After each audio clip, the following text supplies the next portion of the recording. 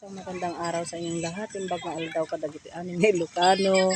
Birthday tatta di inang mi. Laureta Candido.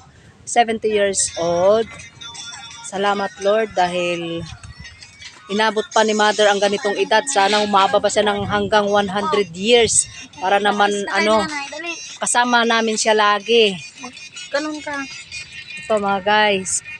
Lahat ng subscriber ng Pinay Province TV. Ito po kami ngayon at birthday ni Mother. Sana masaya siya ngayong araw na ito.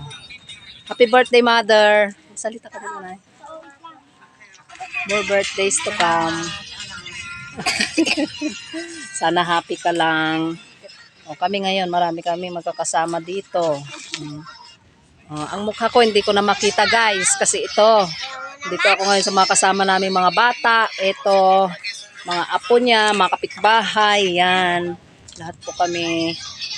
Anak, i-video mo nga din ako habang ganyan mo kasi ako nakikita dito.